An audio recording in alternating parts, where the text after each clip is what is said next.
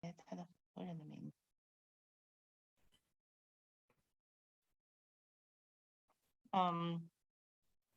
About 9 o'clock Beijing time.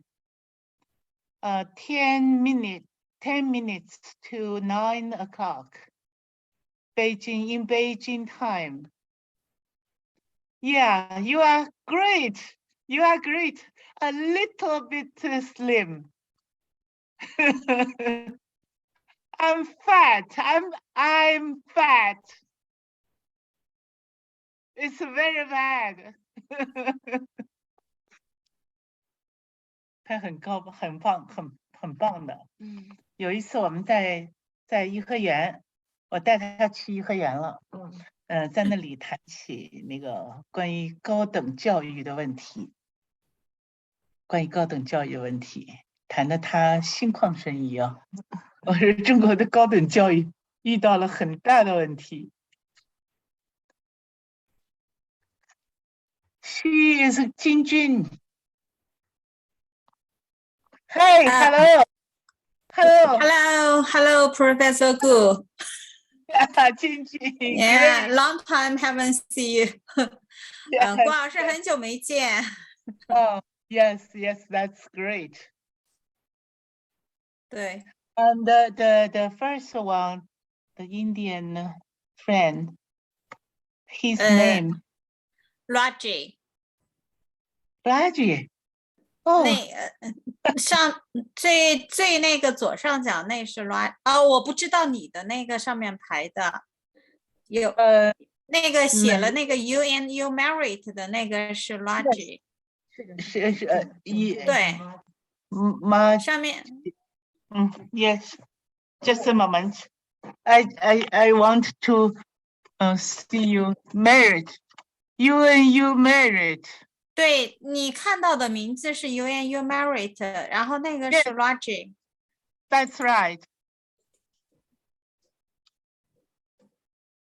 因为现在还早，所以上线的人还不是很多。Yes.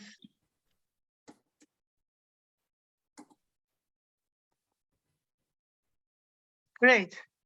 That's great. A lot of friends. 是的，你还得稍微再过几分钟，然后他们很多人就会上线了。对。I prepare a pen, a paper to write down something.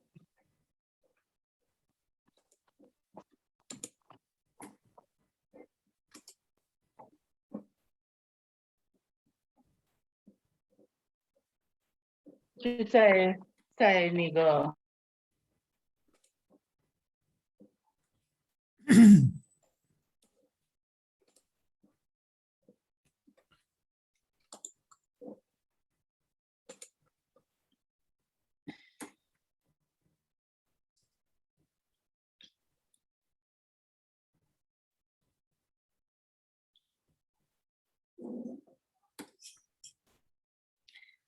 顾老师。Franco, please unmute. Franco, please. Hello, how are you? I try to get in, but finally I'm in. Great to see you. 顾老师。Franco. How are you, June? Fine. Franco, nice to see you. Franco. 他是 Franco my lover. Fantastic. I see so many friends here. Hello. So good morning. Hey, hello, Franco. How are you? Hi. Hello, Dick. Good morning to you. Oh, Patrick, nice to see you. We got Hi, quite a Diana. crowded How are screen you? there. Good morning to all of you. 两半了。This is. There is two Yan Yin. One does look like another person. Yes. 那个用我的链接上线的那个，请麻烦您改一下你自己的名字好吗？我们改了吗？改了。你改了，你上面写的是那个。我没改。对。哦， papers. Shulina, where are you, Shulina? 北京 Shulina. 顾老师 Franco 跟你打招呼呢，问你在哪儿？ Franco, I'm in Beijing. Franco, How are you doing? At home, my home. Great to see you. Hi, Dick. Good morning to all of you. Good evening to you, Dick. Good evening, Good you're right. evening. Good evening. Yeah. 去叮嘱这几张纸啊，我要做一点记录。 How are you, Shulin? Franco, I miss you. It's so great to see you after a long time.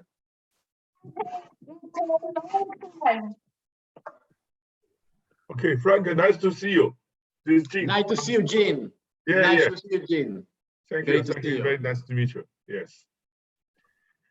Hi, Jin. Hello. Yeah. Hi, Nick. Hi, Nick. Good morning. Good morning. Good morning.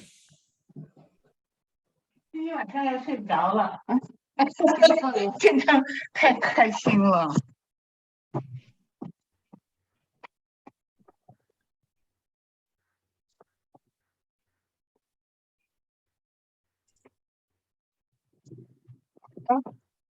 怎么回事？哦，我另外一个订书机。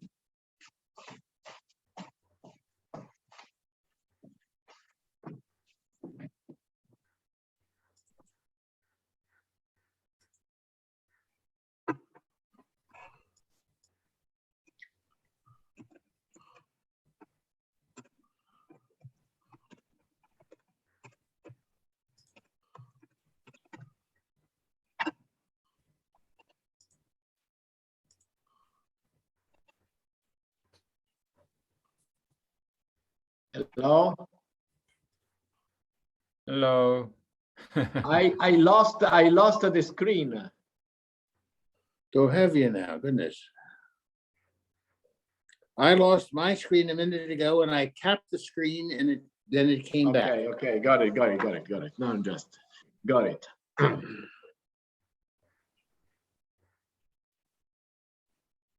Oh, So, Dick, are you in New York? I am in New York. see you Too in New bad I York. missed you. I missed guess. you In Well, I hope Copenhagen. I hope to see some of you reasonably soon. Yes. No, Franco, look behind me. I'm in Yeah. Washington. In Washington. behind you. Very early. You got up very early. Yeah, right. 5 o'clock. Oh, wow. Could not So, sleep how are waiting you, for folks? this 现在 event. 是5点钟。 Paolo, Hi, Franco. How are you? Richard, find you. Nick, and Hi, everybody. Paolo. 纽 Hi, 约 thanks. 5点钟。啊，上午8点啊？上午5点钟，他说报的不对，上午8点。那个是哥本哈根 Bandok。 Hi, Kun. Hi, Franco. Hi, Kun. Great to see you. Hi, Giovanni. 哥本哈根是几点啊？下午2点。 Den skulle jo gerne have været muted din. 下午2点。 Julian, please mute your talk. Hi, great. You are so Yes, yes. great. Yeah. Franco? Yes. Hello, Franco. It is time we start. So can we start? Yes. Okay, so we start with the conversation. I will give a brief introduction. Perfect. Start. Please start, Rajesh. Before that, we are going on YouTube. 下午10:02。这个人是谁？搞不清楚。Shulin, please mute yourself. Hi，在直。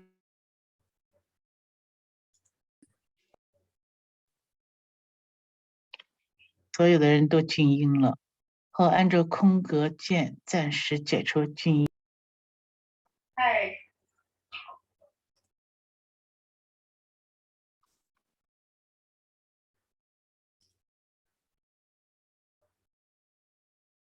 Yeah.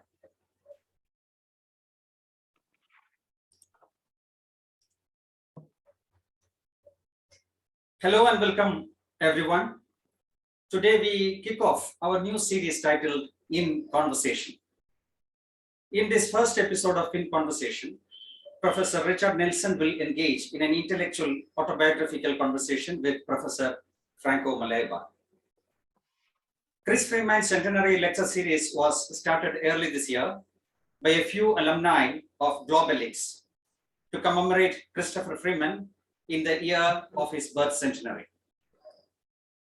This is an online virtual activity run with rather frugal means. It is fueled by mere enthusiasm. The objective of this series is to document the lives and works of major innovation scholars of the day. Today, we will listen to Professor Nelson speaking about his own evolution, contributions, critical self-evaluation, and his take on the future. Of course, as the saying goes, no man ever steps in the same river twice. The idea of the series emerged from a discussion with Bent Oke Lundwall, our patron. Bent Oke and Edward Lawrence helped in shaping this project. Carlota Perez, Alan Freeman, Luke Such, and Mamo Mucci have been supportive. Thanks Bal, Ned, Carlota, Alan, Luke, and Mamo. UNU Merit is co-organizing this series. I thank UNU Merit and its director, Bartel Vanderwall. I also wish to thank the members of our core committee, especially Nandita Matthew, Swati Mehta, Veronica Robert, Sean Cunningham, Indu, and Justin Kumar for their hard work over the past several months in realizing this dream project. After the conversation, we will take a break of 5 minutes and then proceed to discussion. We have 1 hour for the discussion, starting with a few questions already received from a panel of scholars and subsequently open for general discussion. Please feel free to type in your well-framed questions in the chat box. We will take them up and pass on to Franco to deal with. I do not want to rob Franco of his prerogative to introduce Nelson. Instead, I will briefly introduce Franco. Franco Maleba is Professor of Applied Economics at Bocconi University. He contributed to fields of innovation, evolutionary theory, sectoral systems, industrial dynamics, etc. He is editor of the Journal of Industrial and Corporate Change, advisory editor of Research Policy, and associate editor of the Journal of Evolutionary Economics. Franco was befittingly awarded the Schumpeter Prize in 2012. Now I invite Professor Nelson and Franco to take over the floor. Thank you. Over to you, Franco. Thank you, Rajesh, for this introduction. Well, I have to say it's great to start this series with Richard Nelson, who was a great friend of Chris Freeman. And everybody in our community of economists, technologists, business scholars, historians, sociologists, public policy scholars know Richard Nelson. Just to introduce him very briefly, Dick got his PhD from Yale, has been an economist at the Rand Corporation, a member of the Council of Economic Advisors, then was professor at economics at Yale, where he was also director of ISPS, the Institute for Social and Policy Studies, then professor at Columbia University, where he directed also the program of science, technology and global development and the Columbia Earth Institute. Well, if I have to define Dick Nelson as a scholar, I have to say that he's a giant. And I can say that most of us, if not all of us, stand on the shoulder of this giant. He has written landmark pieces on evolutionary theory, technological change, economic growth, innovation systems and institutions, and more broadly on understanding the economy as a complex, evolving system. And we all know him for his landmark book, An Evolutionary Theory of Economic Change, that he wrote with Sid Winter. And this book has become the foundation of the evolutionary approach to innovation, the firm, the capability approach, industrial transformation, and economic change. And I have to say that Dick has really contributed to create not an invisible college, but a visible college of scholars that share a common view and understanding of the economy and share an evolutionary view of change and economic progress. So a giant as a scholar, but also a very interdisciplinary scholar. Dick has a wide and broad readings and understanding of a lot of disciplines, from biology to history to political science, sociology, technology, and others.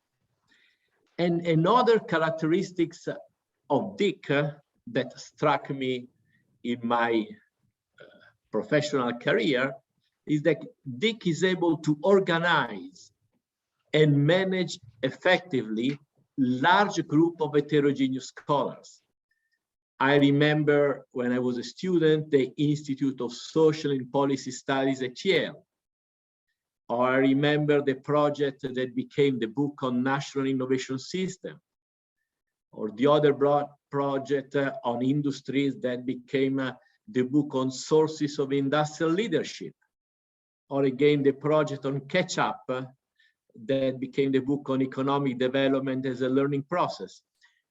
So Dick has this unique ability to talk and interact and work together with very different people from very different disciplines and very different methodologies, from the theorist to the empirical scholar. And I think this is rather, it's not common among our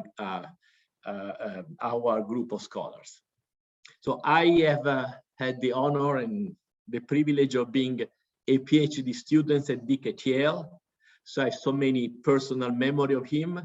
Since, I don't know if Dick remembers, since his first course that I took with him, the economics of technical change, that he gave to the second year students. And I came from Italy as a young PhD student. I was a Sraffian. Nobody probably knows who Sraffa is now. I was interested in new approaches, and I was rather critical of current mainstream economics. So in few words, I was a student searching for something meaningful. And Dick introduced me and opened evolutionary theory to me, and also a new view of looking at technological change and the economy. Then Dick became my advisor. in my PhD dissertation. And if I have one memory of my years at Yale, I remember his office at Yale University, and his door always open to me. He was there, ready to discuss, to open new perspectives to me. And he was definitely inspiring, but also patient and forceful in his view. And we had a great interaction, me as a student and he as a professor. Then he followed my early academic years. We became then co-authors and also friends. So in a sense, all my professional trajectory has been related in various ways to Dick Nelson. And I also, as again, personal memory, would like to stress the key role of Dick in the creation and support of the Gang of Four. The Gang of Four was composed by Dick Nelson, Sidney Winter, Luigi Orsenigo, and I, when we developed a new generation of evolutionary models of innovation and industry evolution, the history-friendly models. And I remember the highly intellectually exciting meeting among the four of us in New York, Washington, or Milano in the preparation of the book. Well, let me say that not only as a mentor, but also as a person, Dick has always been extremely generous with his time to everybody, not just to me, but to everybody, students and colleagues, eager to discuss, but also Dick has been very unique in able to listen to people. And he was always, and he's been extremely kind and open person, and very social and interactive, characterized by great hospitality. I have to say that in the course of the various decades, his wife Catherine and Dick had so many people in their Hamden house, then in your New York house, all engaged in pleasant, interesting and broad conversation, maybe over a glass of white wine or during dinner. And I have to say a more restricted number of people also invited and spending time at their great summer house at the Cape. So I think Dick is a unique person and a unique scholar. And I want to organize the conversation with him today in the following way. I will start discussing with Dick his formative years and the major influence that other scholars had on him in the development of his thoughts and of the evolutionary theory. And then after some conversation with him, I will move to ask him and discuss with him his major contributions. And then finally, I want to close discussing the major challenges ahead and the basic messages to new generation of scholars. So after a break, as Rajesh mentioned, we will open the floor for questions. There are many friends and many scholars that want to ask questions to Dick, and so members of our broad visible and invisible college, and so we will move to questions and answers, and we will finish into our max.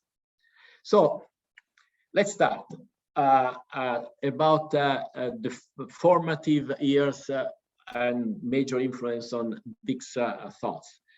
And as I mentioned in my introduction, Dick in his early years had been a PhD at Yale, then became a professor at Yale, but he spent some time at the Rand Corporation and then at Spru with frequent visits.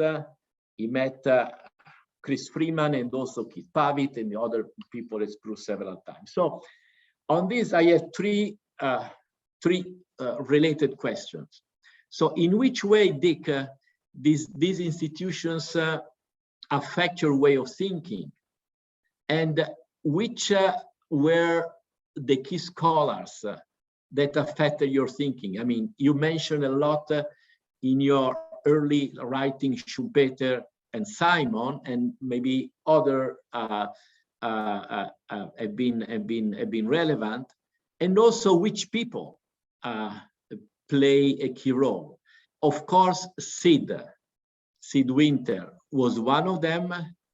Chris was another, but also you mentioned a lot of Burton Klein at Rand. So basically, I'd like you to tell us, to share with us your thoughts and reflection, your formative years, and on the people that shaped or affected your thinking. Thank you. Well, first of all, I would like to say how much I feel honored by and happy about being able to contribute to this series of sessions in honor of Chris Freeman. What a wonderful man Chris was. Both a wonderful person as well as a scholar.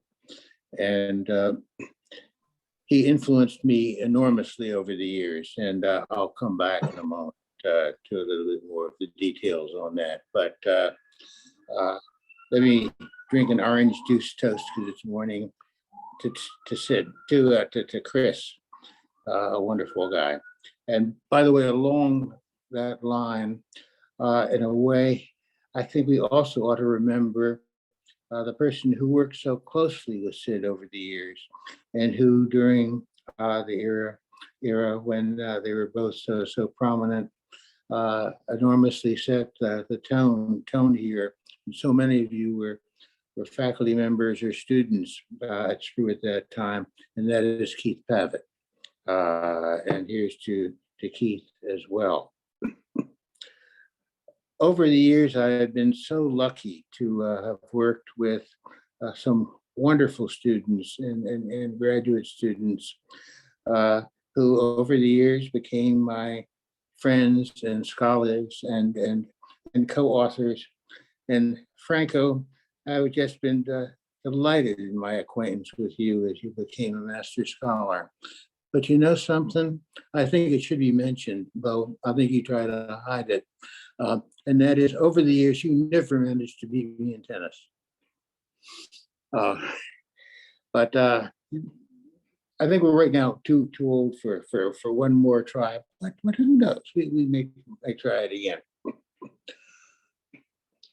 Let me observe a little bit on how I came into this field, because I do think it's relevant as you look back on the history of economic thought more generally. I was, first of all, a graduate student, and a number of years later, as Franco was indicating, was for 18 years a faculty member at Yale University. And when I was a graduate student, which I was in the early 1950s, economics, the mother discipline for a number of us, was a much more open discipline in terms of how it was taught and the nature of the discussions that were going on. Then it became in the late 1960s and 70s, and for many years thereafter.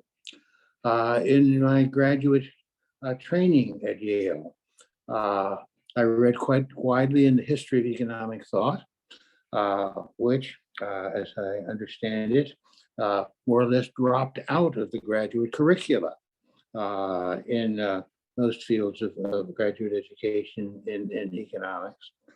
And the neoclassical economics that was most definitely taught and focused on was not taught essentially as semi-religious dogma.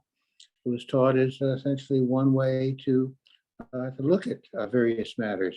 And economic history played a very important role in graduate economic education in those years, both when I was a graduate student and when I was a faculty member. I was never discouraged, as Franco put a signal for crossing across what later on became much firmer disciplinary boundaries in exploring a particular matter. It was quite natural, for example, for scholars training in economics when they were trying to understand the economics of fiscal and monetary policy, also to sort of look in some detail at the politics of that, and essentially how did it get formed, and try to understand how people voted and how Congress moved in particular directions. And in those days, the notion of that individuals and organizations truly optimized in terms of the decisions they faced was never presented as gospel. It became gospel later, nor the notion of equilibrium. I benefited enormously from my Yale education and my experience there. And as Franco said, person who I think probably influenced me most in terms of his view of what economics was about, also his wonderful qualities as a person, and in particular his open door, which I learned as a graduate student, was Jim Tobin. I think so much of the academic intellectual enterprise in those days was much more flexible and open than it became down the road. I see signs it may be opening up now. I certainly hope so. So immediately after I finished my graduate work in economics at Yale, I was already very, very much interested in technical change, and had a reasonably strong undergraduate background in the sciences and math. I applied to the Social Science Research Council of the United States, and I asked for them to sponsor a year of undergraduate education in engineering, which I took at MIT. And the Social Science Research Council at that time was flexible enough to be able to support that type of training. That was enormously useful for me. What that taught me to be able to do and enabled me to do intellectually was basically to read in most fields of science and engineering, not in the sense that I understood the field as I would have had I been a professional, but I could understand what they were talking about and what the issues are. My years at Rand were similarly very, very open, flexible, and interdisciplinary. When I came into the field, there was hardly anybody who was working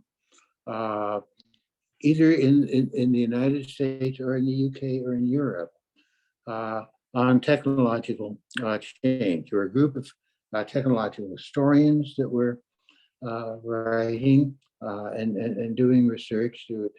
But the field was very, very limited indeed. And I mentioned earlier the Social Science Research Council.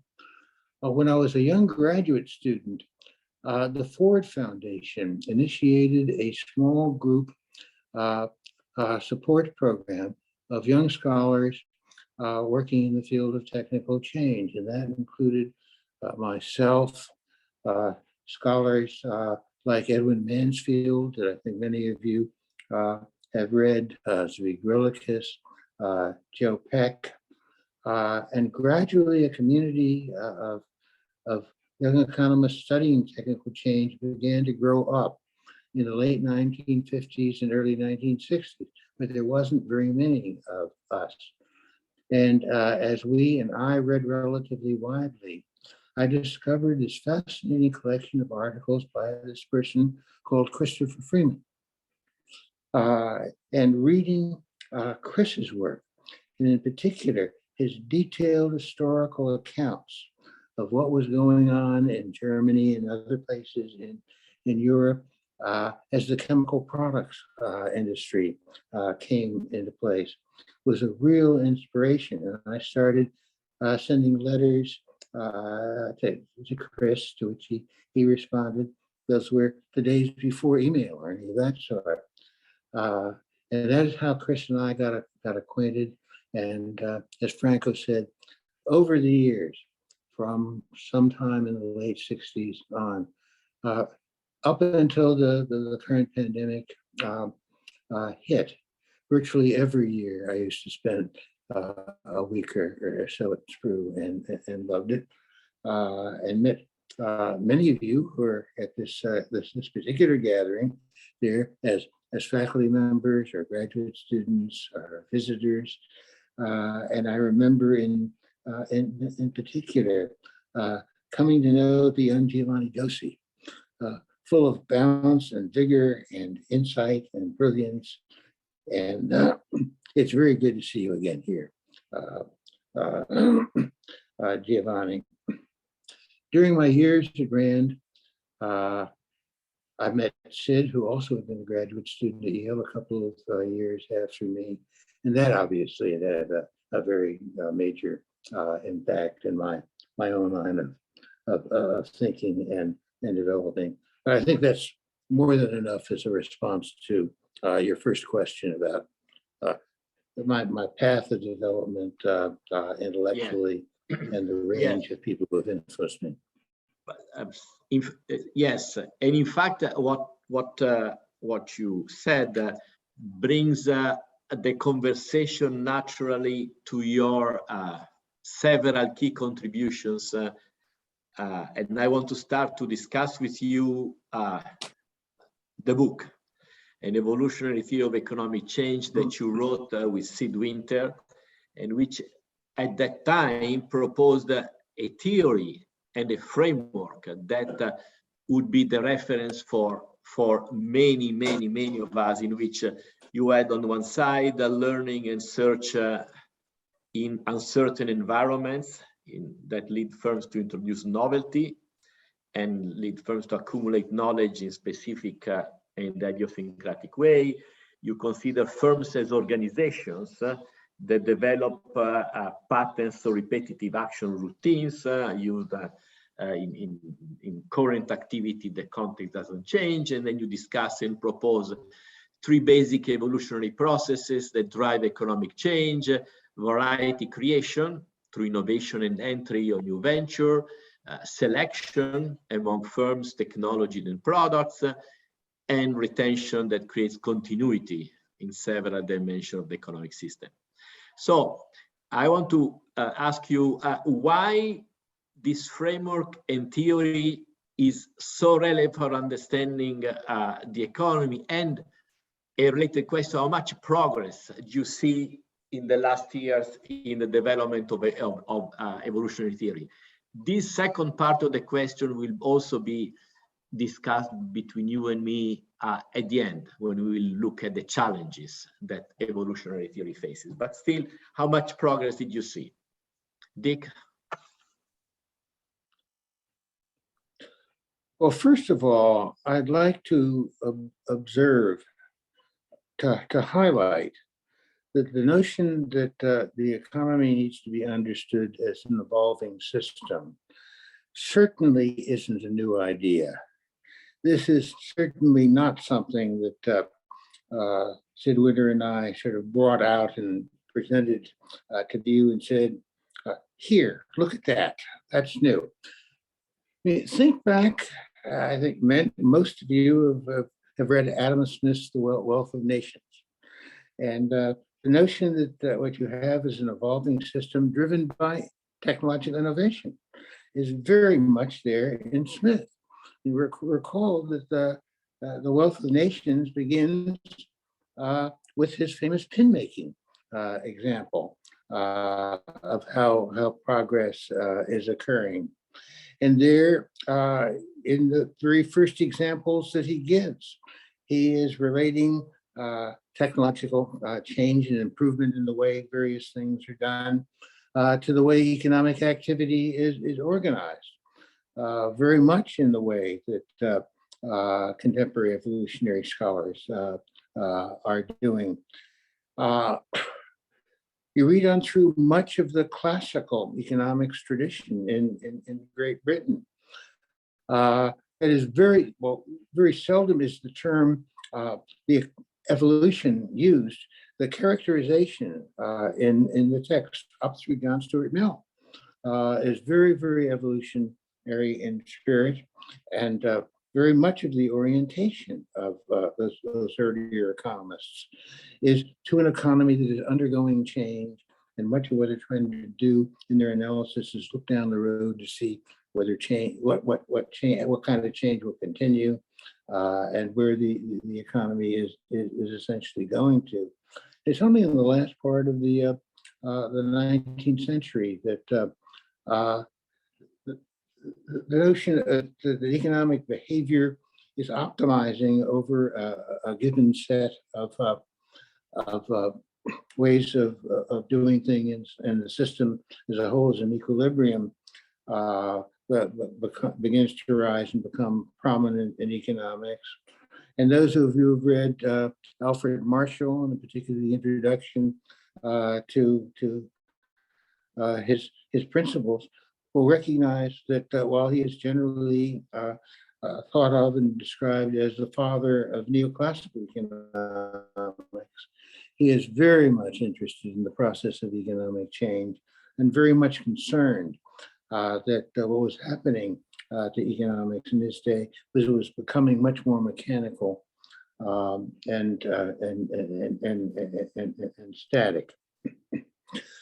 So evolutionary economics is much more a renaissance of older ways of looking at what the economy is doing, how to understand what is going on at any time. Much more an emphasis of looking at what's going on at any time as a frame and a motion picture, rather than a particular position of equilibrium, which again you find in Smith, than something new.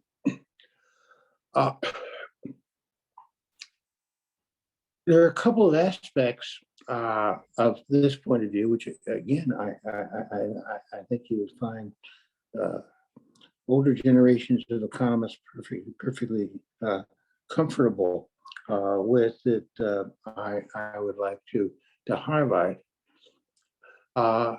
First of all, the focus on of evolutionary economics is on how various kinds of things are done, on ways of doing things, and how these evolve over time.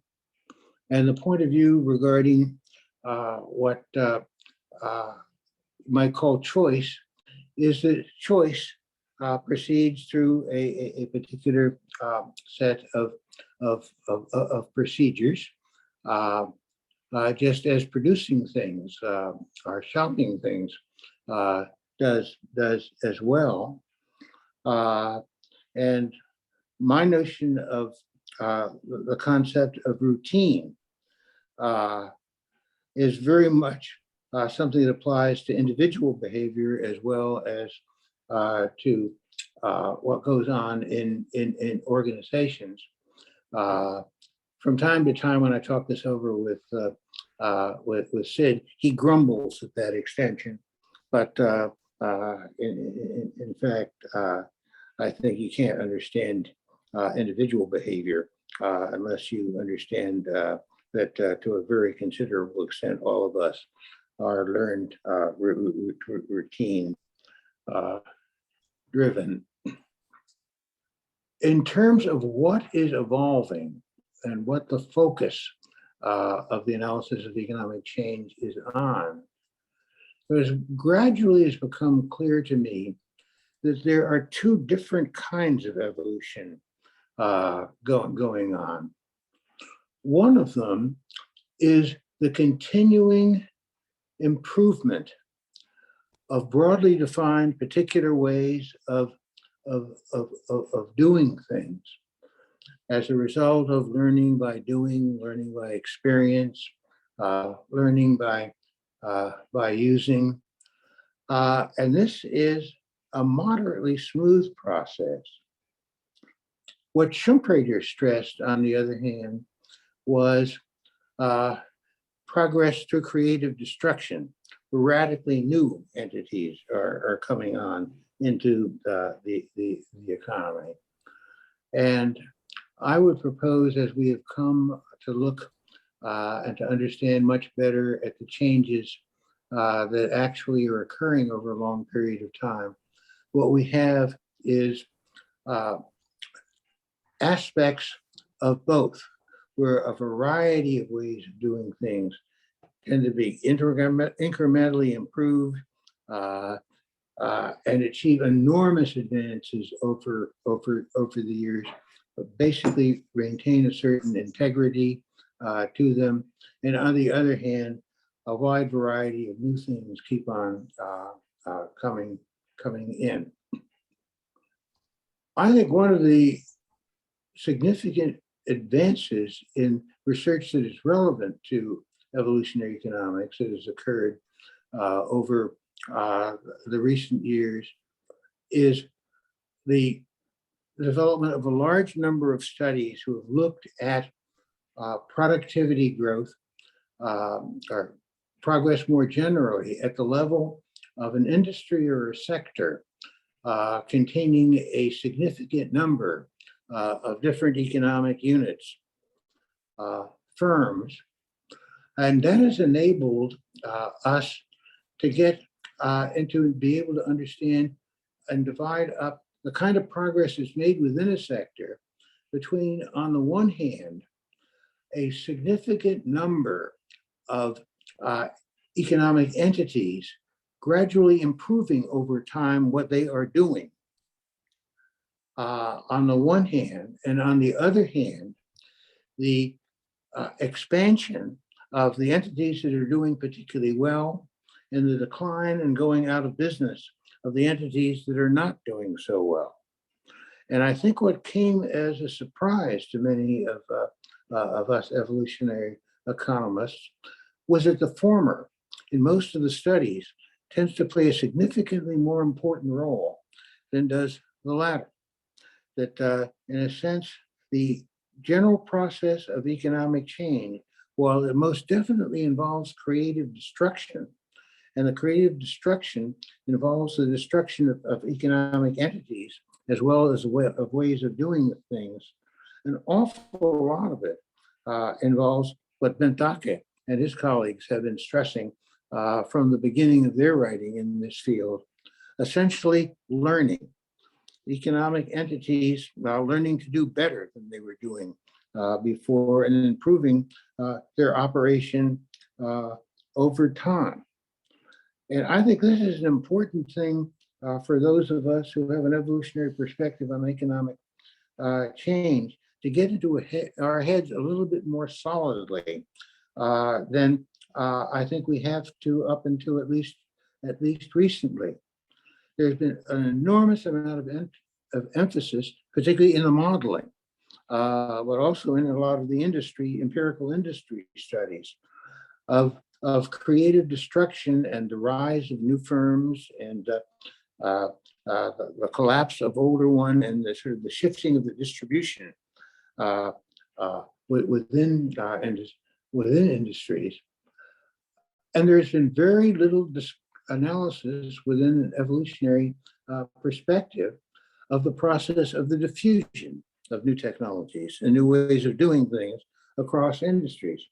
A long time ago, as both I think Franco and Giovanni have been working with for very long, I have been arguing that it is incumbent on us to have a much better understanding than we do have at the present time regarding what is general public knowledge in an economic system regarding ways of doing things, technologies, managerial practices, the nature of the market, and so on, and what is kept private and proprietary.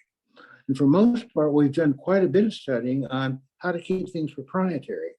we have done very little in the way of studying what makes things open and public and the institutions and mechanisms for doing that.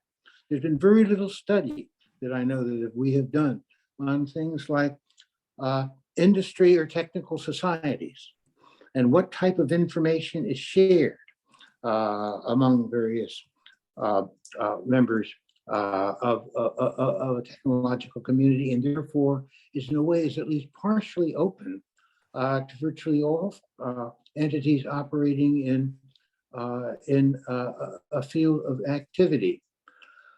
In our looking at in our study of innovation systems, at the role of universities, for example, the emphasis has been on university research, and that has been extremely important indeed. But I think we have not looked in anywhere near enough detail at the role of universities, university engineering departments in business schools regarding management practice, in various fields of science, in terms of essentially serving as an area and an arena within which virtually all people going into a field get trained in the same kind of background knowledge, and furthermore change and get out into the industry or to the area as a whole, the new knowledge and its spread. I think we need to do an awful lot more on essentially the social and cultural nature of evolution in modern political social economies. And we've done less of that than I think we ought to have. We have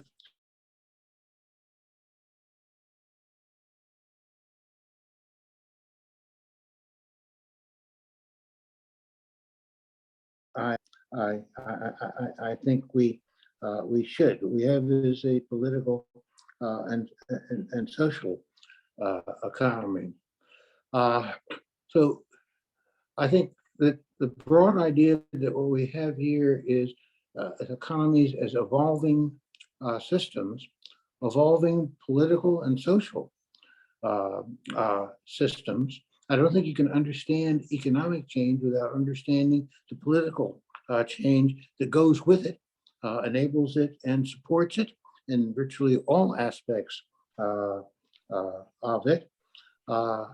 And in all those respects, evolutionary economics is very, very different than evolutionary biology. Yes, that's a long response to your first question. But yes, it's a very interesting and clear response, not just on evolutionary theory as it started, but also the progresses and the challenges, and basically also discussed your view of technology and innovation and the relationship between technological change and society, in a sense, moving from, let's say, Schumpeter, the Schumpeter of theory of economic development, of capitalism, socialism, and democracy, and from Chandler on. So in a sense, I don't want to discuss more this issue because you have been already quite detailed and rich in discussing the progress and the challenges. But I want to focus on another key aspect of your writings. I quote a recent Industrial and Corporate Change article in which you claim, you make a strong statement. You say, more generally, in my view, one of the most important achievements of evolutionary economics has been the development of the concept of an innovation system. And in your view, and also in previous writing, institutions and innovation system play a central role because you focus a lot on knowledge, general public knowledge sources that are external to the firms, many non-firm actors that play a major role together with a variety of institutions in supporting and orienting firms. And I also link it to this discussion to the concept of national innovation systems that you, Chris Freeman and Bento Kelundal developed, and also the notion of sectoral systems of innovation. So the point to you is, compared to, let's say, the institutionalist school or other scholars talking about institutions, in which way your view of institutions is similar or differs? And I think it's an interesting issue to discuss. Well, my first observation relating to what we're exploring here follows very closely on what I was saying earlier. I think it is a grave mistake to view modern economies that make very great use of markets in a wide variety of arenas of economic activity as, quote, market economies, unquote. In effect, therefore, relegating the use of non-market mechanisms, institutions, and structures to, in some sense, the periphery, and as exceptions to the general rule that we have is a system that works through markets. One of the striking characteristics of the innovation systems literature as developed by Bentaka and Chris and me, though I think I probably stressed it even more than Bentaka. He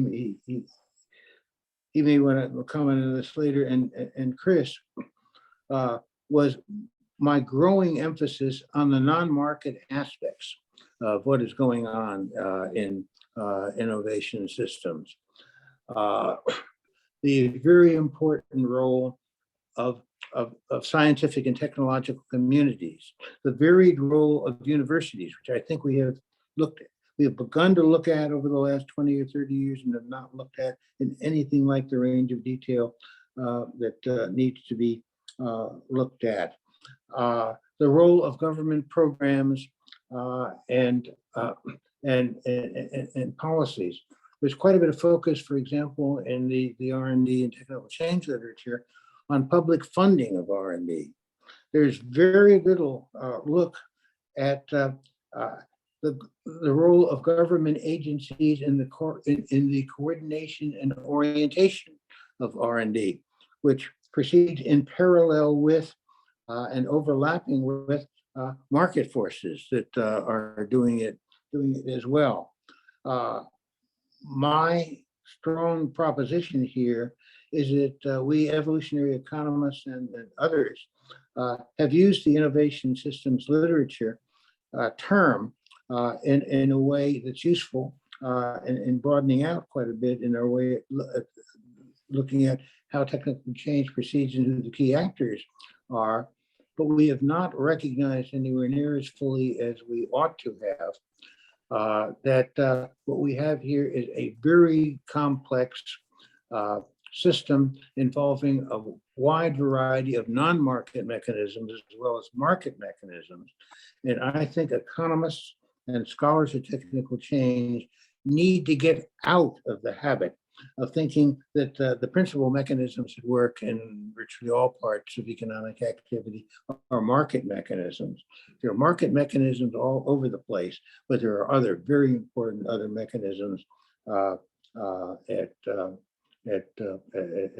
work too. There is this major issue of the term that I think that Chris originally put it in, he may have. I certainly used it, Bentaka certainly used it, of national innovation systems. And I remember as Nathan Rosenberg and I were writing the introduction to the book that I edited and put together. I forget the extent to which it is in Chris's book or in the book that Bentaka edited. That conception had two limitations that we should be aware of. First of all, it was much more aggregative in some sense than, if you look closely, the systems were, in that it did not highlight the fact that you had very different institutional structures at work and mechanisms at work in different fields of activity. That agriculture was very different from medicine, was very different from semiconductors, and so on. And of course, since that time, and Franco has done an awful lot of this work, and so has Kuhn and others, we have got into the sectoral systems business of research to a much greater extent before. Though I must say, in so much of the general public discussion of science and technology policy, so much of what you read is being talked about proceeds as if there is a general technology policy, which for the most part there is not. For the most part, technology policies are a collection of sectoral policies with some high-level rhetoric on top of that. And they're very, very different and often operate out of different government departments and so on. The other matter, of course, was the national notion as if systems stopped at national borders, which they never did. And they're doing so less and less and less. I'm right now doing some interacting with people who are sort of writing on what technological systems and the patent regimes are going to be looking like over the next 20 or 30 or 40 years. And the point I am stressing is that if you went back 50 years ago and you asked where technical change was coming from, or where technical competences were, you would say, gee, it is Europe, it is the United States, and to some extent Canada, it is Japan, then Korea and Taiwan enter. If you look at what is going on now, a significant fraction of the major countries of the world now have significant university capabilities, have significant research capabilities, and innovation is coming from all over, and imitative capabilities without direct help from the original patent owners of a technology. Imitative capabilities are now very, very widespread. And I think the whole set of issues regarding international spread of technology, the role of patents and the enforcement of patents, and the resistance to enforcement of patents. We've seen some of this obviously bubbling up with respect to the vaccines and COVID and things of that sort. It's going to be very, very different now, because such a much larger fraction of the world now has innovative capabilities than it used to be the case before. Of course, that's what Globelix is all about. Yes, some of these issues and topics will be picked up by our friends and colleagues later on in the discussion. But let me just touch one last key contribution from your side, which refers to methodology.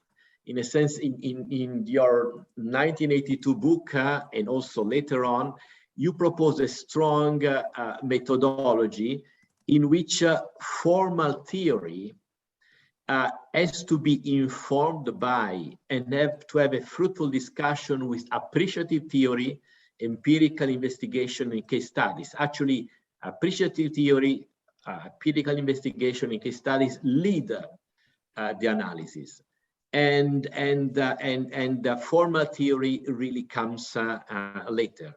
And also in your most recent modeling efforts in history-friendly models, in which I took part, also you follow this strong methodological view of starting from empirical investigation, appreciative theorizing, and then leading to formal theory. So what are the main dangers of moving in the opposite direction, of being led just by formal theory, Dick? I think the history of the social sciences in general, and economics in particular, particularly as you got into methodological discussions toward the middle of the 19th century, has been unfortunately over-focused on physics as a model of what a science should look like. And starting in the late 19th century, you certainly see it in Walras. But then it sort of runs through and increasingly becomes prominent in economics. The notion that in some sense or other, it is theory first, and the theory is formal and mathematical, and much of the empirical work is, quote, the testing of theory, unquote, becomes very, very prominent in economics. I don't know how many of you have looked at the paper I did, I guess about 8 or 9, 10 years ago in research policy entitled "The Sciences Are Different and the Differences Matter." But if you're interested in issues of this sort, I recommend it quite strongly. Actually, in writing that paper, I had some help from Stan Metcalf. I was then part-time work teaching at Manchester, and a number of his colleagues there helped me in digging into a wide variety of different sciences in terms of, once you start reading closely into the journals and the nature of what was published in the journals and what the science was all about, it becomes more and more clear that physics is virtually unique in a number of respects. Some of chemistry leans over in that area. Molecular biology does too, but molecular biology is basically chemistry. Only in those fields is it assumed that, and it works pretty well there, but not elsewhere, that the description of phenomena is largely quantitative. I think we economists and social scientists have slipped into that trap, in that much of our descriptive characterization is not well formulated quantitatively.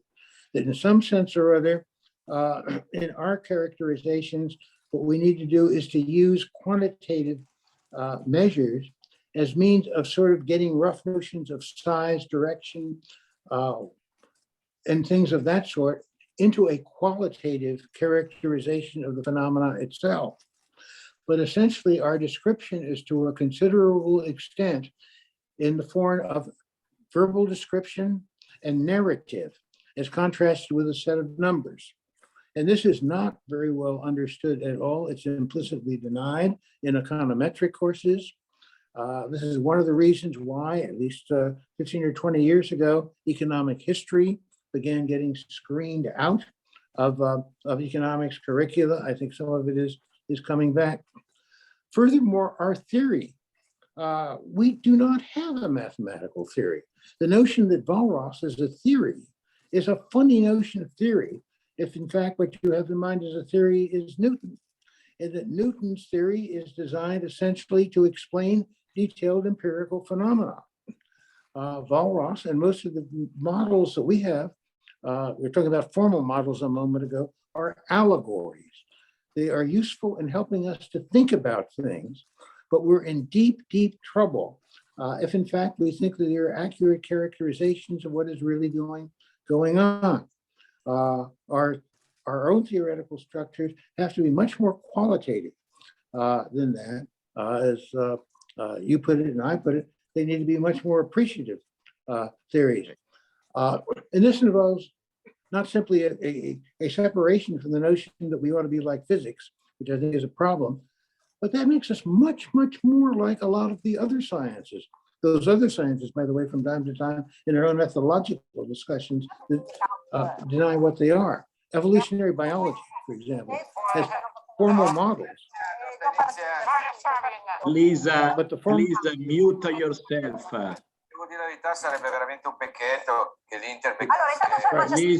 Please mute yourself. Okay, please. Wait, the formal models in evolutionary biologies are allegories that help evolutionists sort of understand what is going on there. If you think about applied fields like medicine as opposed say to electrical engineering. Electrical engineering is to a considerable extent applied physics.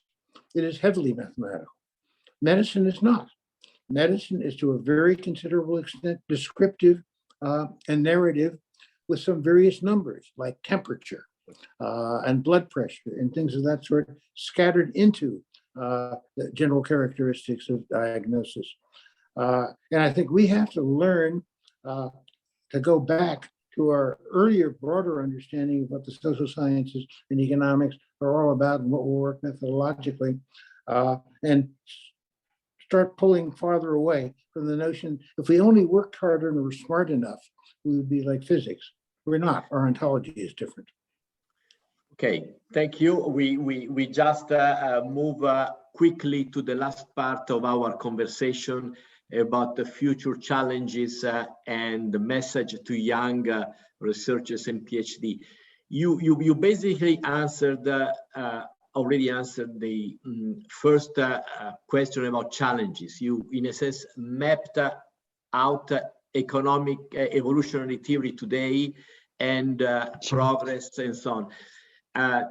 If you want just to say one area of research not completely and fully explored by evolutionary theory, and related to that, I would like to keep it separate, but we don't have that much time because I want to then open the floor to questions.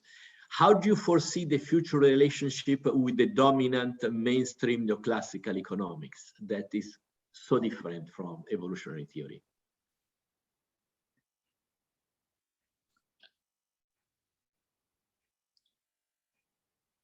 I think that the research of the community that is participating in this discussion, the parts of the community that I know,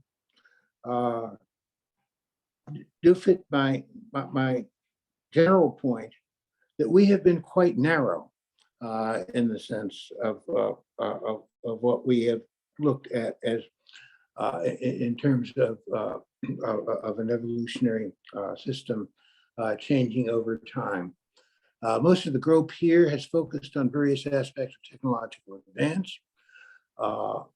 If we extended this group to include many people who say are in business schools, there's been quite a bit of work on firm behavior within an evolutionary context. But there's been very little, though Giovanni's talked about doing quite a bit on it, and it may be that he's going to bring that in the book that he's currently putting together. We have done very little on the standard topics of what is now called price theory, like how are resources reallocated? How do you explain the distribution of resources you see in the economy at the given period of time, or what we're producing and what we're not producing? How do we explain prices and things of that sort? We've in a sense shied. How do we explain income distribution? What really lies behind the fact that income distributions have deteriorated probably most in the United States over the last half century or so, but deteriorated quite badly in many countries of Europe and in many developing countries. In a sense, our focus has been so much on technology and technological change, which I think ought to be absolutely center in what's going on, that a whole bunch of these other topics we haven't looked at all.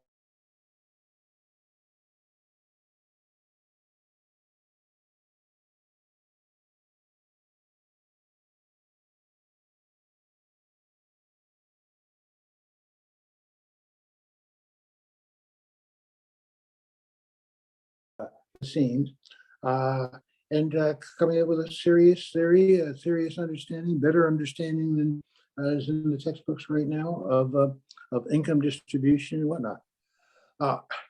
What is happening to the relationships of we evolutionary economists and more mainline economists? I have been encouraged by the fact that a very significant number of the most distinguished economists, including the Nobelists, that for all practical purposes, except when they're teaching theory, they have basically ignored neoclassical theory. You read, for example, Stiglitz,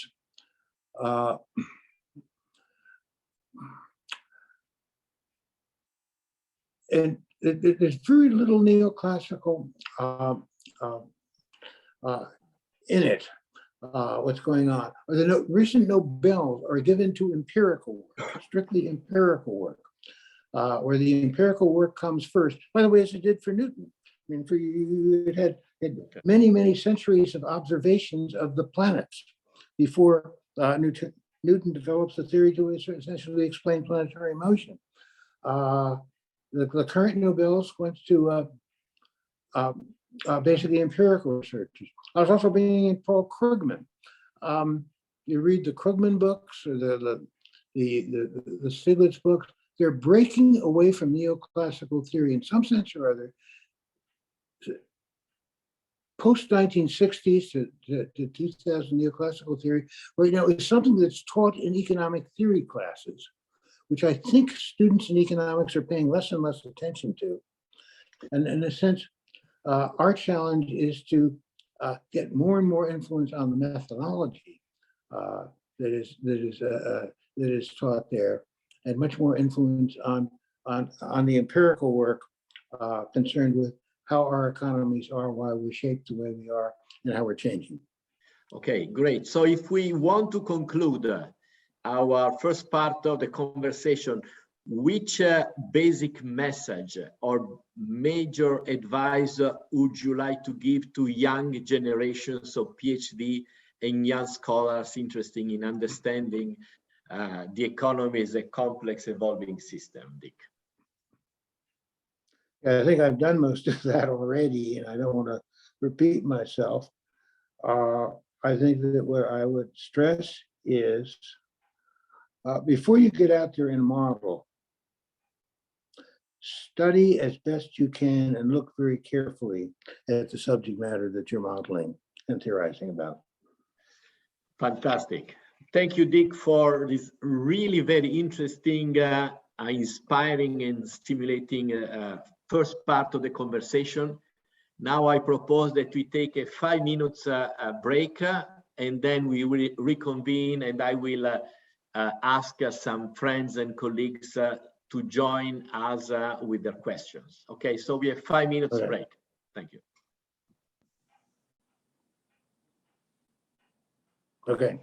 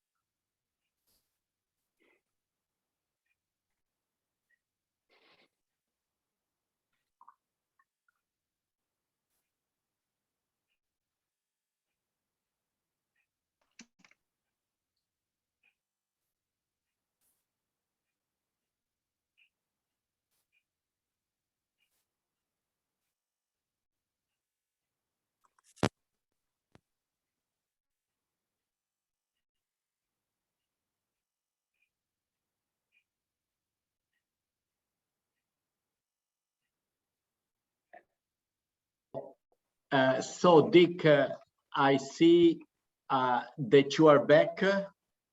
Yep. And I think we should start our second part of the conversation. Let me tell you that Rajesh and I received so many questions from friends, colleagues, students, and so on. And I realized that we don't have enough time to answer for Dick to answer all the questions. So I apologize that for those that have asked questions or written to us and will not have answer from Dick. We will ask Dick to answer them in written form, and they will be published on the website. And what I will do now is I have ordered.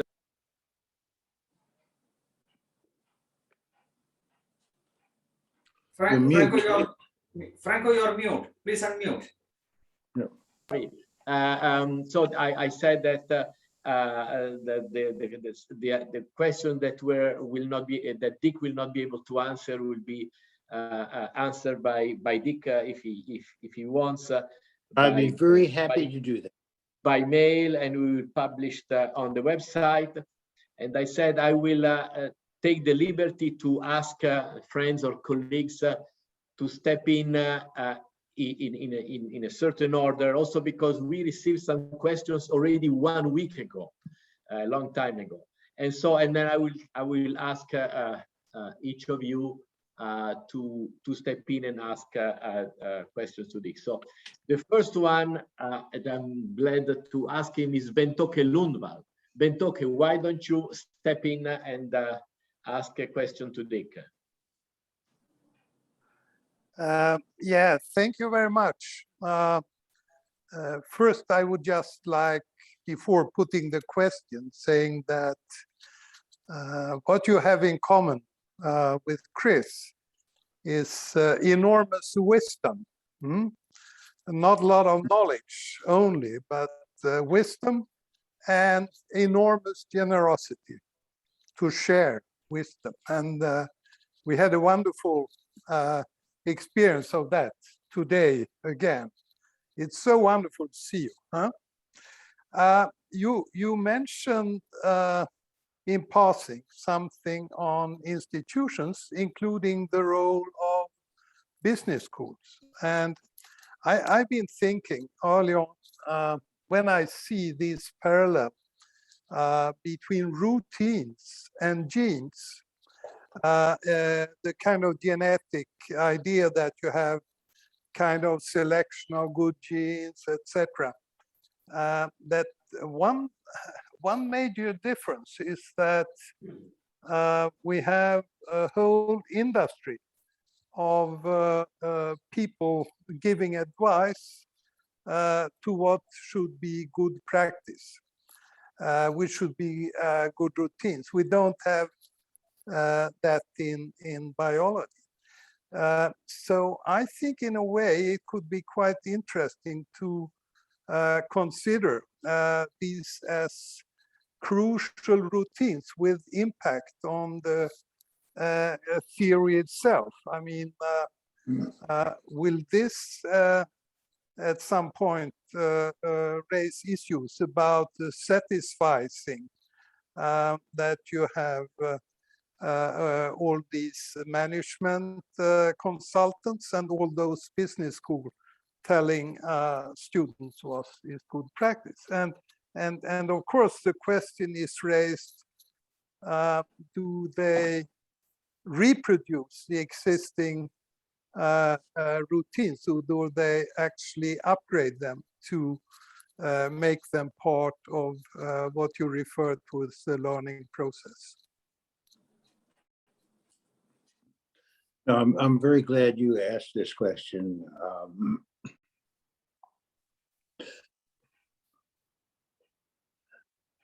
Let me begin by remarking that even at the time we first put it down, I never was really comfortable with the routine as genes analogy. Even way back then, about a half a century ago, I suspected that if that was taken too seriously, that would limit the ability of further analysis to go forward in directions that it ought to have gone. I think it was used then, first of all, because we were looking for biological analogies. And as time has gone on, I have recognized more and more sharply how different social and cultural evolution is than biological evolution. And second, we were trying very hard to get away from the notion that human and individual and organizational actors in some sense or other optimized. And that is what they did. Let me put the routine concept the way I've been thinking about it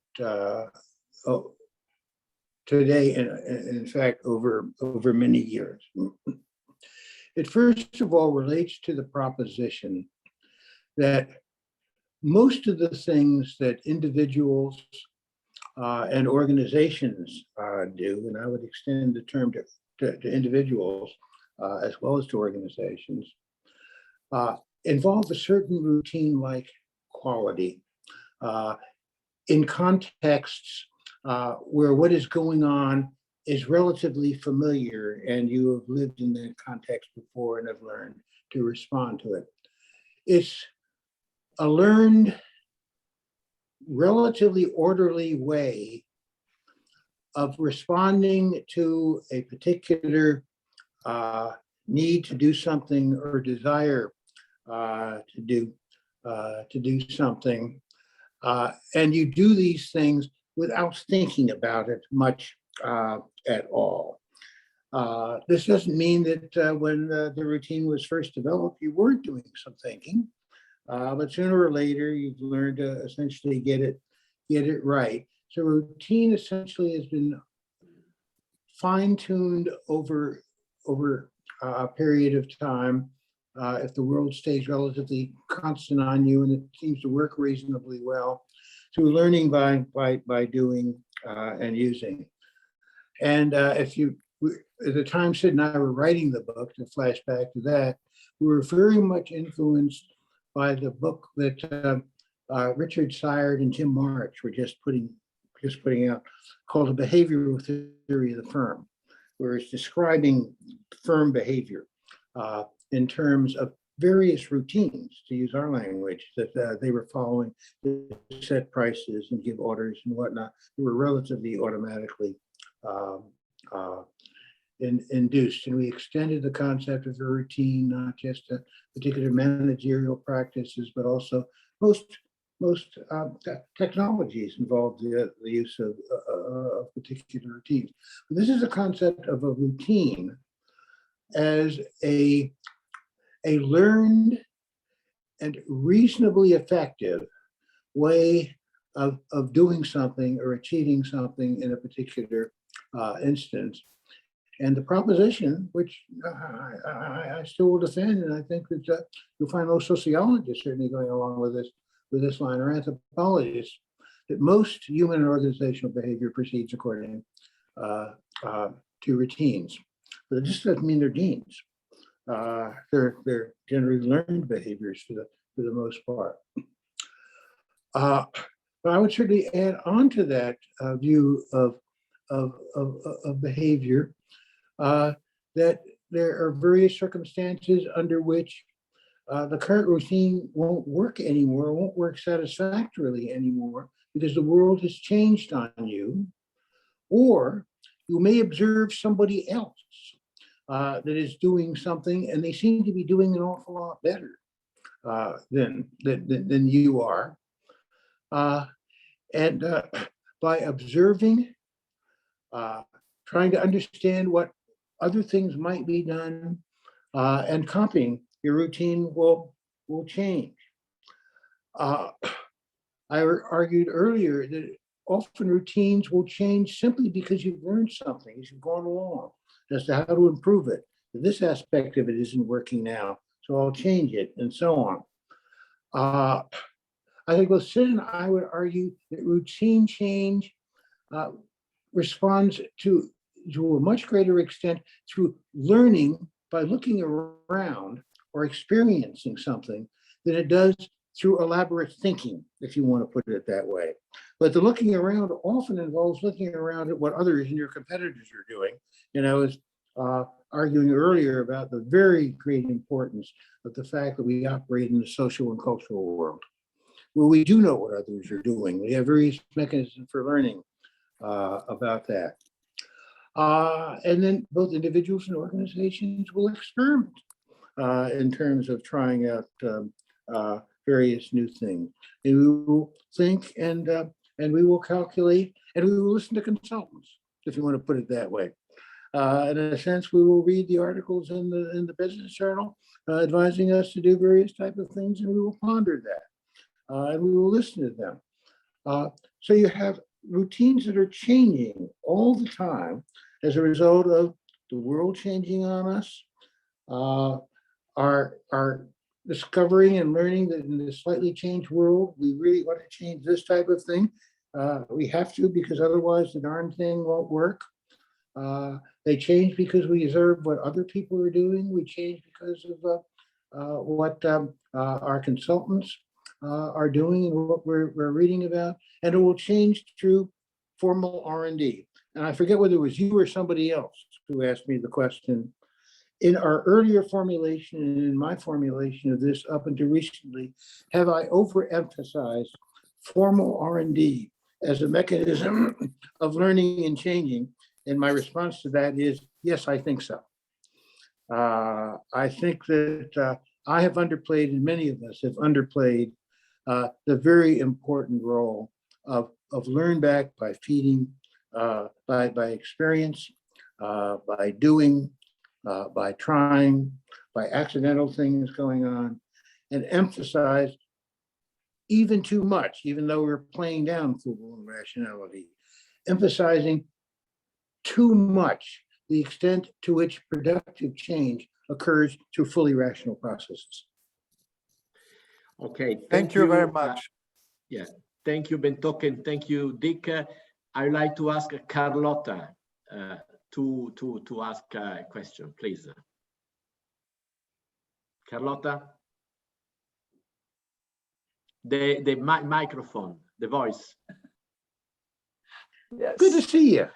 Thank you, Franco, and thank you, Dick, for your usual wisdom. My question is very ambitious. I'm just wondering whether what you just said before about how change doesn't always happen just in the economy or in technology, but it has all these other things, the policy and in other places, both in universities and elsewhere and so on. Do you think it's possible at all that evolutionary economics and an interdisciplinary approach could ever become the orthodoxy? Let me first make a remark, not on your question, but they're going way back to my earlier statement I made. It is very clear that Chris and Keith and others working around SPRU had an evolutionary view of what is going on long before Sid and I wrote anything called an evolutionary theory of economic change. As I was saying, the basic idea here is a very, very old one and a very highly relevant one. We essentially renamed it and refocused on it. But one of the things that really encouraged me in going in this particular direction was that whenever I read people who are writing interesting stuff on how technical change occurred, it struck me as, gee, that really sounds right. I can interpret that view as an evolutionary view. And I think that's one of the reasons that Chris and I interacted so well together. We clearly had the same point of view regarding what was going on. Regarding will evolutionary economics take over? I'm not sure we'll take over cold that. I think a number of things that we should all be pushing for. On the one hand, a much more empirically oriented economics or economic analysis than is taught in most of the current graduate schools today, where to a considerable extent, it's, quote, the theory, unquote, that is pushed right from the start, as contrasted with, let's look at the economy and how it works. Of course, you can't look at anything that is as complicated as the economy without having something in the way of a prior point of view regarding what is important and what is not. But keep that relatively under control, and then essentially conceptualize about what is going on. A much more empirically oriented view of what economics is all about. And I think that is gradually happening. As I say, it's happening with respect to most of the large number of the Nobels that have been giving out. It's happening regarding people like Kirkman and Stiglitz when they write for a non-professional audience. They're trying to describe what's going on in the economy and interpreting it. I think our point of view that we need to push very hard is that you're never looking at a static system. Some parts of it are moving slower than others, and some of them are just fine moving slowly, and others are really problems because they're moving so slowly. But basically, we're looking at an evolving system, and what you see right now has to be understood in terms of how you got there and where it is going and how rapidly it's going and what are the obstacles of change and so on. And third, I think that the barriers that divided up the social science disciplines, which really don't come into place until the last, third of the 19th century. It's very important that these be eliminated to some extent. That basically, the notion that there's a field called economics that is very different than a field called political science, the field called psychology or sociology. We've got to knock that down. What I'm impressed by is you read the people who are now considered to be great economists of the last part of the 19th century, the early part of the 20th century. It's amazing how much of the other fields that they knew and followed.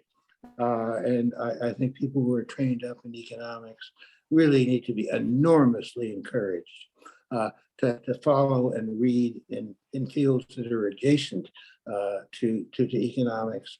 I do not understand, for example, how you can understand macroeconomic policy, to go to Giovanni, unless you understand the politics and the ideologies associated with macroeconomic policies in different countries. But if you took a course in macroeconomics and the standard economics department, there's no discussion of that at all. Okay, thank you, Carlotta, and thank you, Dick. This goes straight to Giovanni Dozzi, because the answer by Dick is very much close to Giovanni's questions. Giovanni. Well, this is indeed close, and relates in many respects to that. I mean,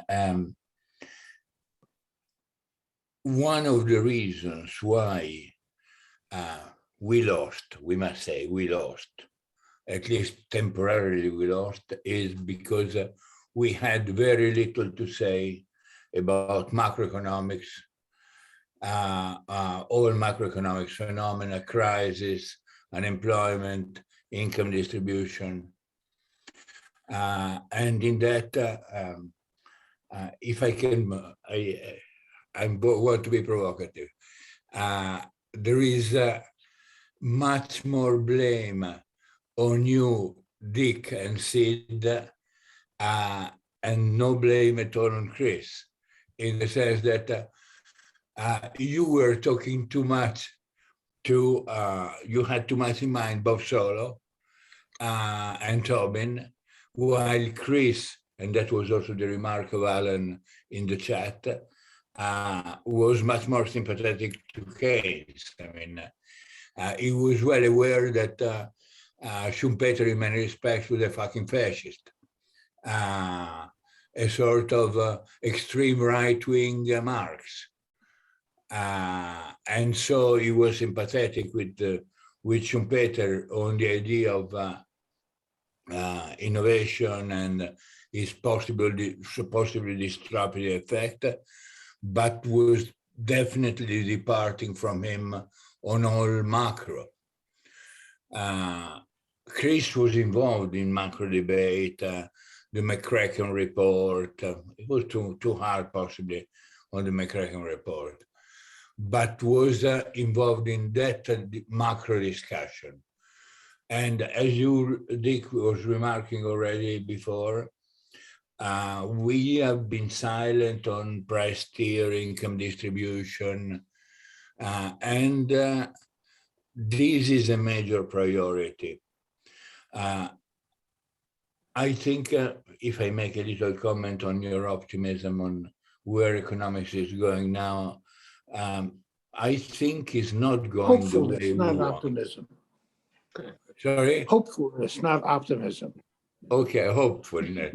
I mean, when you say they go in toward the empirics, but it's an empiric that you and I don't like and don't recognize in. I mean, the empiric is not getting whatever bloody time series from the lotto and then running it against some other lotto, somewhere else, and then saying, I invent imaginatively some instruments that correlate with the second, not with the first.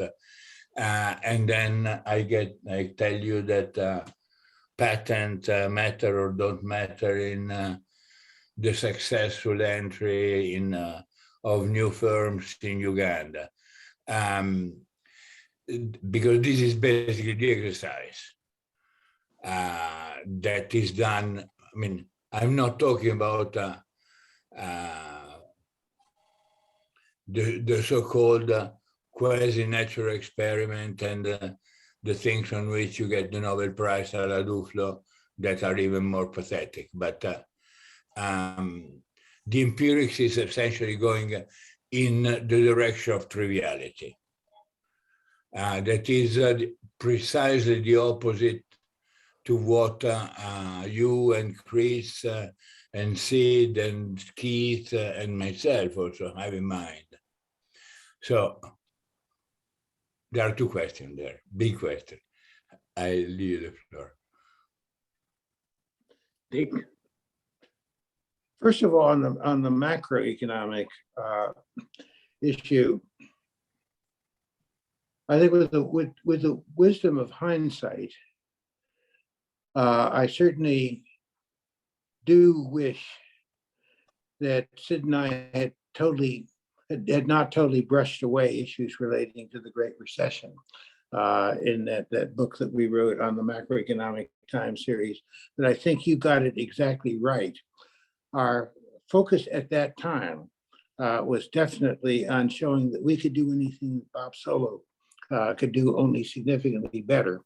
And we were not focused on the unemployment, recession, inflation cycle issue at all.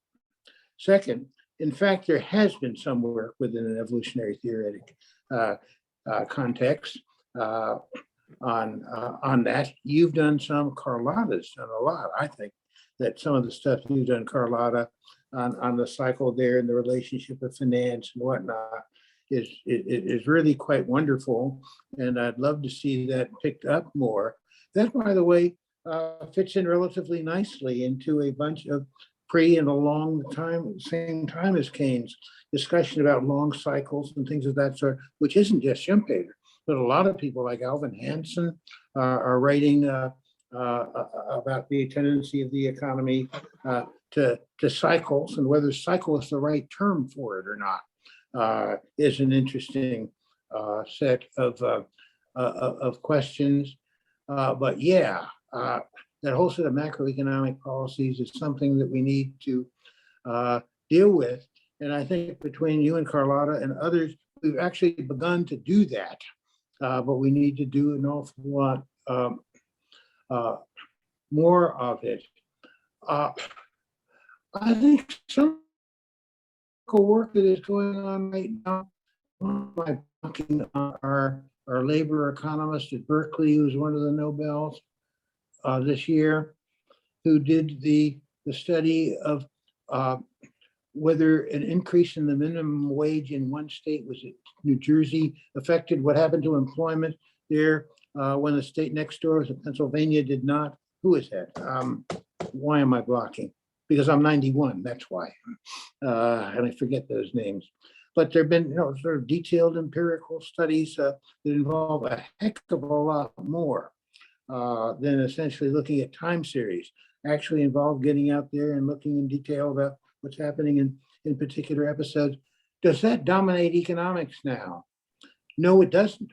But you have some people who are getting Nobels from that, and that guy, why can't I remember the name, is chairman of the economics department at Berkeley. I see some real hope there. Okay, I think Francisco Lusa will come into the discussion because there's a question that quite related to what Dick, Giovanni, Carlotta, and Bentoke were talking about. Francisco. Well, thank you very much, Franco. Wonderful to see you, Dick, and you all. Well, I fully agree with what Bentoke was just saying about wisdom, generosity, and curiosity should be added. I think it's a wonderful example you have been giving us, and it's wonderful to see you honoring Chris in this debate. Well, my question is about the challenge by evolutionary economics on the frontier between macro and microeconomics, because I believe that the strength of evolutionary economics would be to overcome that frontier and to include micro as part, well, meaning firms and sectors and so on, real behavior of real entities in the economy, real economics, as part of the overall economics, and in a certain way to rebuild microeconomics from the macro point of view, what Giovanni was saying about fairness and distribution of income and major challenges of economic policy and economic changes. But I believe that our balance sheet is not very clear on that matter. In a certain way, it is as if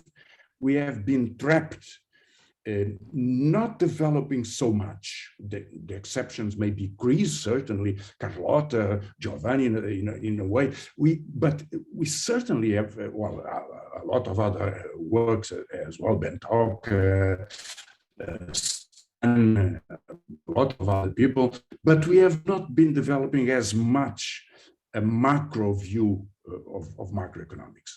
But my point is, the question I'd like to have you some comments on, is on the opportunity of the micro collapse of neoclassical economics, because there's a disarray in a sense. Well, all the Lagrangian utility functions, all the theory in microeconomics disappeared. And the only remaining parts of real work which is being there, it's what you have been mentioning, cards and other people working on empirical data, on minimum wage and different other fields. So in a way, it is as if in neoclassical economics, after the building being collapsed, some people are trying to rebuild a more data mining sorts of approach. Of course, there's a danger in that. One of the founders of econometrics would criticize the econometric work many years later on, saying that people were using their energy to measure the keyholes in northern Iceland in the 14th century and looking for data about it. It is irrelevant or trivial. But again, looking at firms' real behavior in economics could be an approachable view. So in that sense, evolutionary economics could be part or should be part or is part of that understanding of concrete dynamics. So my question, Dick, is could you elaborate a little more on how do you see the possibilities of developing new breaks in that sense and new dialogues with different people? What could be attained in a short-term period? Thank you.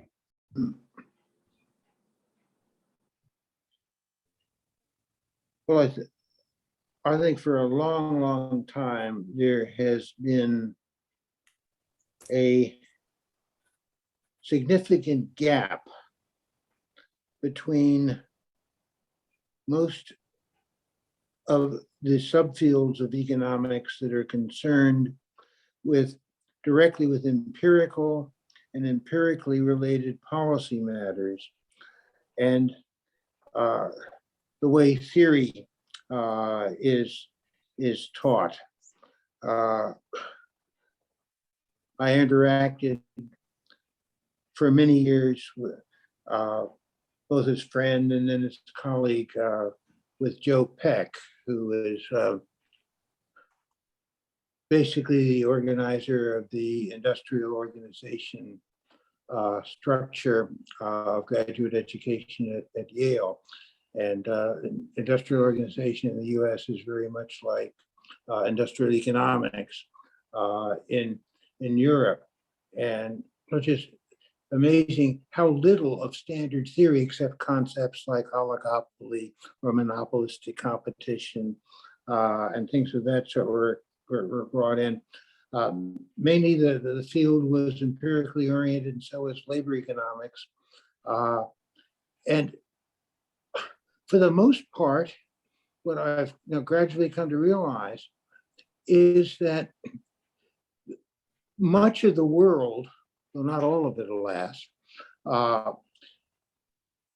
was able to survive the dominance of neoclassical economics because you had so many economists who, while trained in that field, did not pay any attention to it when they went out and were concerned with policy.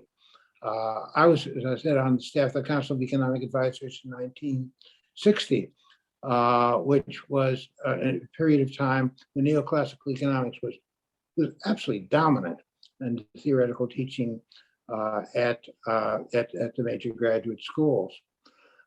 But hardly any of that stuff entered the way people like Jim Tobin or Walter Heller essentially gave advice to the president of the way that the 1960s annual report was made. So maybe neoclassical economics has done less harm outside of economics. If you look at countries like Chile, it certainly played a major role as it came from Chicago on down there. I think the whole concept of a macroeconomics or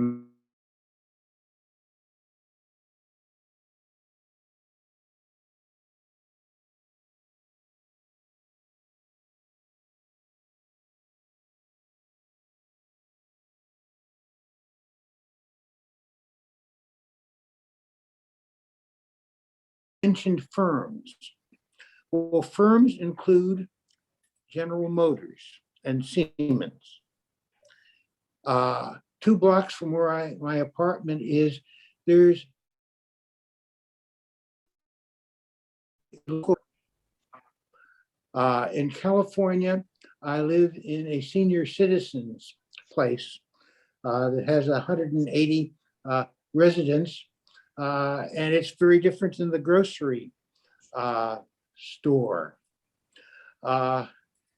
Yesterday, I got a couple of taxi rides. The things does it make sense for us to think as if we can have a single, quote, theory of the firm when there are so many different kinds of things called firms? Or do we have to learn to disaggregate within the categories that we have to some extent, or think of thinking about common elements differently? I am much concerned that the focus on GNP, real GNP or GNP per capita or per worker as a measure of economic growth has taken attention away from the nature of economic growth or economic development in the countries that have been experiencing it. That measure captures very little of what's going on. You can't understand economic change or economic development that is going on unless you understand the new industries coming in, the old industries that are fading out. Regarding income distribution, or you can consider the overall unemployment rate. Most of us are academics. Those of us who are not academics or professionals of one form or another. When the unemployment rate goes up or down in our country's statistics, it affects us very little. We continue to have our position. Does the overall unemployment rate make all that amount of sense as something to look at? Or does it make only sense because underneath the aggregate, a number of things that are really important tend to go up and down with it? In which case, should we pay a lot more attention to what goes up and what goes down and what doesn't go up and what doesn't go down with the overall unemployment rate? What do you mean by the money supply? I don't know what anybody means by money anymore. Back in the times I was taught as a graduate student, we had numbers like M1 and M2, and I'm sure that a number of you who are almost as old as I am remember that. Where it include M1 included currency in circulation and checking deposits. M2 included savings deposits. Nobody had credit cards at that time. What on earth do you mean by the money supply now? What does the Federal Reserve or the Central Bank of England or whatever it is mean when it says it tries to keep the money supply under control? What is the money supply?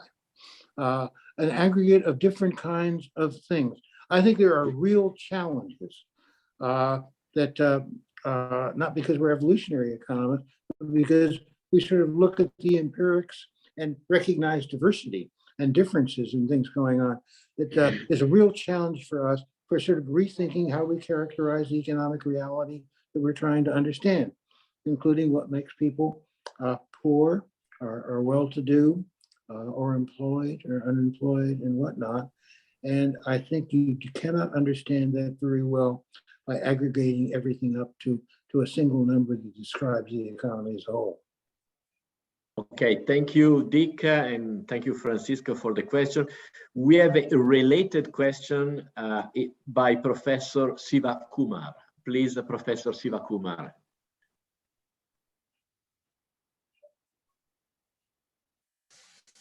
Can you hear me? Yes. Yes. Professor Nelson, it's been delightful to listen to you. Never heard you before. I'd like just to add a little addendum to what you have said about macroeconomics. One of the big reasons why we have not been able to catch up with macroeconomics at all is because we are not able to provide a methodology to study the enormous, widely varied and diverse financial and monetary institutions that exist in the world today. If one looked at it at a micro level, if one looked at it at a ground level, the effects of these evolutionary forces in the financial and monetary world are stunning. I'll give you an example. There are virtually hundreds of thousands of women in rural India who belong to organizations called self-help groups, which are little non-banking financial institutions organized in a micro spread across the country, thousands of them, and they operate quite vast quantities of money which are invested on behalf of these women and which are regulated fairly decently by the government. In short, what I'm trying to suggest is we need to look at ways in which the financial and monetary institutions have themselves evolved over the last 50 years before we are able to say anything about macroeconomics. Thank you, sir.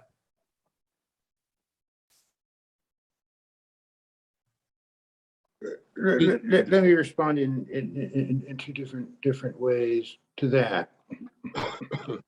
One is to get in a point that I wish I had gotten in more explicitly to a question asked earlier regarding the narrowness of the research that we economists who take an evolutionary perspective have undertaken. We have done very little work on changes in institutions or changes in ways of doing things or of structures that embody and control those ways of doing things beyond fields of that we have come to call technologies. We have done very little work, for example, to pick up on your point, on the way finance and financial institutions have changed over the years. We've done very little work, despite the fact that we have examples of lots of scholars, starting with Alfred Chandler, in looking at changes in the nature of large business firms. We do very little of that. We know that both of those developments are very much connected with and interacted with the development of the modern economies that we face, that we have, the development of technologies, forms of business organization, forms of finance, forms of regulation, forms of government programs, all evolved together. And we have looked at that hardly at all on that. And I think we've got to broaden in that way, and that I think that is also the route to beginning to come to an understanding and being able to write about why is the allocation of resources that you see in the economy today the way it is. Why do we produce the kinds of things that we produce rather than other types of things? Why are prices and remunerations to factors of production the way they are? What determines that? It's not simply the market. It's all of these things coming together in a complex way, which leads me to a major issue. I think that economists have tended to aggregate concepts much too much. On the other hand, it is clear that anything even trivially as complex as the economy cannot be understood by, quote, looking at it. You can only look at selective pieces of it, and what you look at depends on the intellectual structure for looking at it. I think we've got to develop a new understanding of the role of theorizing, which focuses on certain types of processes and not others, that aggregates in certain types of ways. We have a theory of, quote, the firm. That is a mode of aggregation. We define something called firms. Do we want to include not-for-profit firms as well as firms in it? Do we want to include independent proprietors that essentially sell things in it? Or do we want to, how do we want to disaggregate? I don't recall ever having had a discussion of matters like that, either in the way I was taught economics or in the way I teach economics. And I'm not doing it anymore, but a lot of you folks are. Do you want to bring up these things in your classes? And how do we look at anything as immensely complicated and always on the move as something like modern economies? There's a wonderful article by Herbert Simon entitled The Sciences of the Artificial that I remember reading many, many years ago that influenced me greatly, in which he is saying that one of the real challenges of the social sciences is that our ontology won't stay constant on us.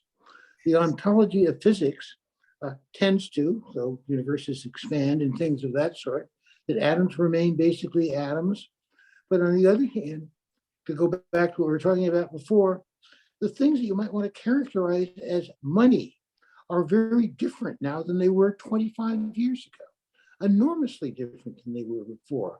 What you mean by a firm is entirely different than it was before. Therefore, the theory of the firm that makes sense for Marshall, if you have a general theory of the firm, open a question about that, doesn't make sense in the 1960s and doesn't make sense today. If you look, for example, at all those firms involved in the internet, they're not selling to customers who essentially use their service. They're essentially making their income by essentially getting funds from advertisers and giving their wares to us for free. Does that enter the way we teach about the theory of the firm in our graduate school, graduate training? Does that enter much in the way of the economic textbooks? The whole nature of economic activity is changing us, and I think we're ignoring it. The discussion is so interesting, and we are almost out of time, but I propose that we continue. I would like to hear the question of three panelists and then we will close. Professor Malaba, yes, from China. Yes, but I would like to ask first Ned Lawrence, and then I'll ask Eric Reinert, and then Mu Romping. The three of you. Yeah, thank you very much. Later on. Let's start from Ned Lawrence's question, and then move to Eric. Okay. Thanks very much. And Richard, it was great to listen to you and to hear this defense of empirical work and the need for even descriptive work, storytelling, looking at what's going on and not just simply running, as Johnny was saying, it's become so narrow, just running regressions and then being obsessed with problems of identification, finding that instrument, that some of it is not very useful. My question actually is complementary to Bendok's, and it has to go back to the routines, the building blocks of organizations, and some of it I think you answered, but it was the word hasn't come in yet, the question of tacitness, which I think in the book was quite important. You did with Sid, and it was in part linked to the contextualization of the learning process of built-up routines, maybe to some limitations to imitability between firms, because tacitness is sort of something that can't be just observed. It has to be, perhaps observed and copied. Has it changed your view of the importance of, and of course, tacitness comes in other areas like industrial districts, work on clusters, work on local systems, anything to do with proximity. But has your view of the importance of tacit knowledge any way changed over the years, and how important it might be? And has the current so-called fourth industrial revolution and all the discussion of automation in any way changed your view about how crucial this dimension is? I think we need to understand better than we do the strengths and the limitations of various social communication systems. To go back to something I was proposing earlier, I think that there is very limited recognition of how limited numbers are and mathematical conceptions and apparatus is in describing the reality out there. It's a very limited language that we have. And that's why, in some sense or other, I think economics, much of the social science, much of biology, deals with phenomena that transcend the ability of those languages to provide an adequate characterization on their own. I think the same is so for every oral and written language that we have. And a lot of the the issue of tacitness comes about from the limitations of the language we have and its ability to characterize different types of things. I was thinking, for example, when I got the written version of your question, of how you can get a book that describes in very great detail how to hit a good forehand in tennis. And there's absolutely no question that that will help you to groove your forehand. But different people are going to learn to do that in ways that are remarkably different, one from another. Some of those differences clearly relate to different physiological equipment that people come on with. But also an awful lot of it comes from what they have learned by doing and playing and whatnot. There's an enormous amount of experiential learning, to go back to that I think that Sid and I think many of we evolutionary economists and students of technical change have missed. That in a sense, you learn by doing and by feeling. And a lot of what you learn is not going to be that fully articulable. I think about a football team. In some sense or other, you can describe what they're doing, but they have learned a whole bunch of very intimate, very specific kinds of things in terms of working together. I think one of the great advantages that some of us miss during during a Zoom session like this is just sitting around the table together and being close to each other and looking at each other's eyes as we talk. In a sense, the communication is different and better, and things get across. Yeah, I think artificial intelligence is just remarkable, the kind of thing that it does. But I think that there always is going to be a very considerable amount of tacit knowledge. And as I said, I've become more and more impressed by how important it is in terms of the learning process. It isn't that we've learned, we can't describe so much what we've learned. We've learned it, and we know how to do it, and we just do it. Okay, thank you. Eric Reinhardt, please. Eric.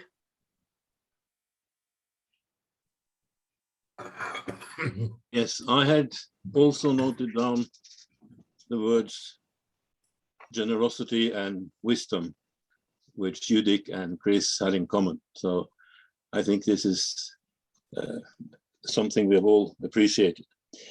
I wanted to address Chris' very important idea of tracing the idea of national innovation systems back to Friedrich List, the German economist who was born in 1789 and died in 1846. He had an implicit dichotomy, increasing and diminishing returns. He wanted to protect industry, but he did not want to protect agriculture. Another important point with Mr. List is that Karl Marx started being interested in economics after reading Friedrich List's 1841 work. And I did not know that. Yeah, there's a very interesting book by a Ukrainian scholar, Sporluk, Communism, Nationalism, Karl Marx and Friedrich List. He's a Harvard professor. It's really very useful. So Marx got his ideas from List, and you sometimes I'm a graduate of Harvard Business School. I'm not a Marxist. Please send us the reference, Eric. Please send us the reference of. Yeah. Okay, I'll do that after. But there's one point Marx says that he is in favor of free trade in one set of circumstances. When there are agricultural, non-industrialized countries, he is very much in favor of free trade because that will keep them poor and that will help the revolution. Right. So here is it is List reflected in a very strange way in Marx. And I think if we introduce that in evolutionary economics, there are certain things we can explain. I have a student who I sent to the question who wrote the book. She wrote a book about technological retrogression, a Schumpeterian interpretation of modernization in reverse. So she studied Indian fishermen. They were very efficient sailing on the high seas. Then they innovated by outboard engines. They got so efficient that they emptied the sea and could no longer afford petrol. And during this generation, they had unlearned how to sail, so they went back to rowing boats. So if you innovate against what John Stuart Mill called the flexible wall of diminishing returns, you may end up in these things. And I think this also explains why non-industrialized countries tend to stay poor. And it probably also explains why the most efficient agriculture producers in the world, in the United States and in the EU, need protection. Why? And subsidies. You know, why do the most efficient farmers in the world need protection and subsidies? If we understand that, we also understand the importance of diminishing and perfect competition. So I think just adding one point, barriers to entry, I think from a business school point of view, is a key variable for income distribution. This is what keeps the high wage, high profit, high wage industries, distinguishes them from the low profit, low wage. Nick? Well, first of all, to repeat a remark I made earlier, I think it was a mistake to come to define the way economies like the United States or much of Europe operate as simply market economies and not recognizing the very great importance of the political governmental structure behind them. The political governmental structure can do a variety of different things, from positive things like providing support for agricultural R&D and extension of things of that sort, to essentially blocking any attempts to support an industry or a group of people, just essentially letting it go out of business. But whatever it is, what happens to an industry is what happens political and ideologically. It's not simply market. Where the market is part of that particular context. I think it is extremely interesting. I think that we evolutionary economists who recognize that not only ways of producing things, but what is produced changes over time, really need to rethink what you mean by demand or demand curves or what is bought. In a sense, the standard demand curve concept is sort of something that slopes down from left to right as a function of price and things of that sort, with very little recognition that at least over time, the nature of what is sold or what is offered changes to a considerable extent. In some sense, there is a major difference between those industries or sectors where the demand in the broad sense of the term is elastic, so that technical change within the industry increases output and employment within the industry, and industries where that is not the case, where in some sense or other demand is inelastic, like much of agriculture. But in some sense or other, a lot of that very much depends on what is happening to the product itself. And what is quite remarkable is where I think we see elastic demands over time, we've also seen enormous changes in the nature and the quality of the products. And in agriculture, in various areas, you have had what looks like elastic demands, but in a sense, what's happened there is that the nature of the products have changed considerably over time in transportation and whatnot. To go back to a remark I made earlier on innovation systems, I think the notion of a national innovation system held us off for too long from sectoral innovation system to understand how different agriculture is from medicine, is from electronics.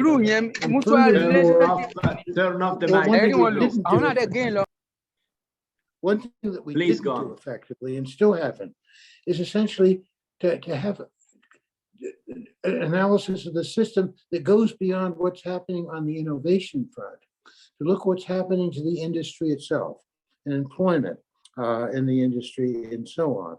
And I think that is the way, one of the routes that is very important for the expansion of an evolutionary approach, to look at the dynamics of change within a sector, growth and decline, and so on. Thank you, Dick, and thank you, Eric. Rong Ping Mu, please.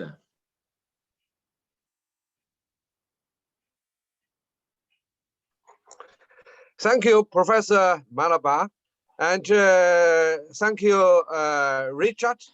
So I still remember 5 years ago, we met in Montreal, the International Computer Society Conference. So actually, I have lots of questions. However, I find time very limited. So I think maybe, I just want to ask you or the others, the concept, innovation and development. These are two words, puzzle me a lot, because during the past 30 years, I focus on innovation policies. Nowadays, we have a lot of the practices in China, especially in the regional cities and some regions. So nowadays, in the policy perspectives, it's innovation policy or innovation development policies. So I want, can you give me some explanation between the two concepts, the relationship between the two, the innovation and the development? Thank you.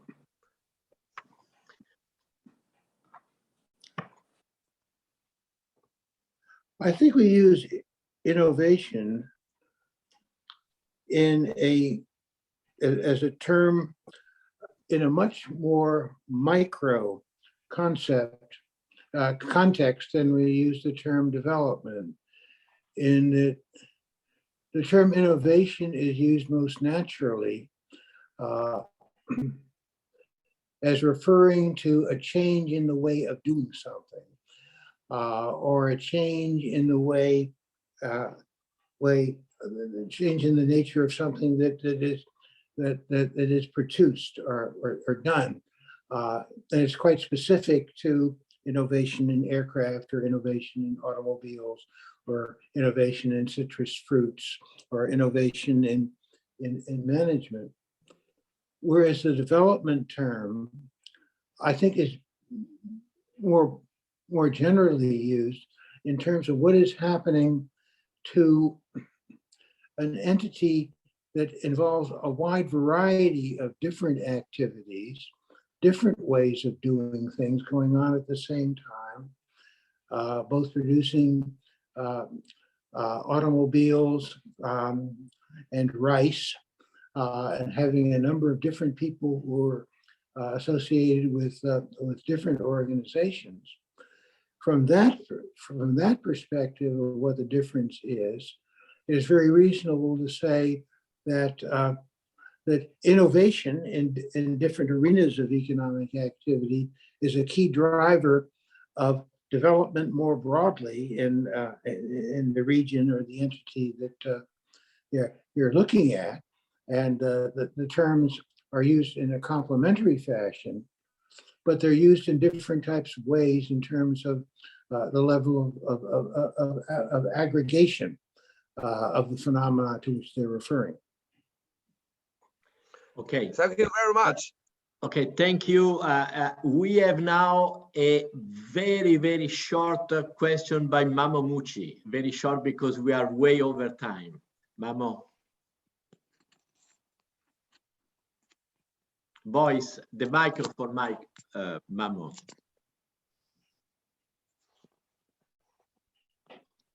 Sorry. Yeah. Okay. Now I'm open. I sincerely appreciate Dick Nelson's very. I thought he's now 20 years old. He's not old yet. His mind is still very young. I've just learned a lot from him today. So I just want to say that. And I really appreciate all of you. And the discussion was amazing and the participation was very good. I just want to say to you, Dick, that I'm using your evolution economics on how to create a unifying model of innovation system for Africa. And I just want to say to you, you did very interesting things like simulate and understand inter-economic and non-economic actor interactions and dynamics, co-evolution of economic and non-economic governing institutions, practices, and understanding, interaction of policies, knowledge, incentives, institutions, practices, and system building to identify significant interactions and interfacing of different elements and components, bridging the gap between theory and reality, and the source of organization for stimulating innovation, imagination, creativity, learning, competence building. And what didn't you do? To understand how routines are formed and novelties emerge and prepare. What I want is, I want the agriculture, industry, and services, and the different sectors, the technology also, the digital and non-digital, all these things now to be interacted. And I want to develop a very powerful new thinking based on your all the contributions, Chris, you, Bentoke, all of you who are here now have been contributing from your ideas. And for Africa, you know, Africa is always rejected. So Africa needs to be revived. And I really like all of you to think about it. And I just want to appreciate you for all the great thinking you have provided to me. And I learned a lot from you. And I want you to live longer and really produce more and interact with all of us more and more. Thank you very much. And I really appreciate it. Thank you, all of you. And also my brother, Franco. Thank you very much. Okay. That's very kind of you. Thank you. Okay, I think time is indeed way over, but I'm really amazed by all the enthusiasm and the interest that there's been around this conversation by so many friends and colleagues in discussing with Dick on so many important and relevant questions.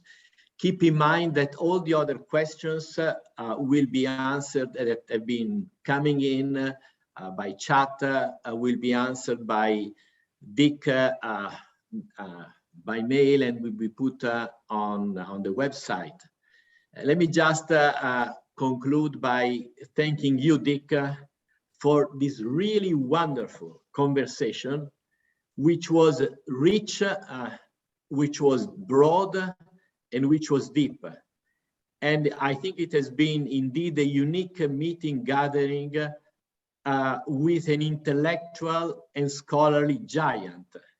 And I think it's really fair to say that all our research stand on your big and strong shoulders. Thank you, Dick.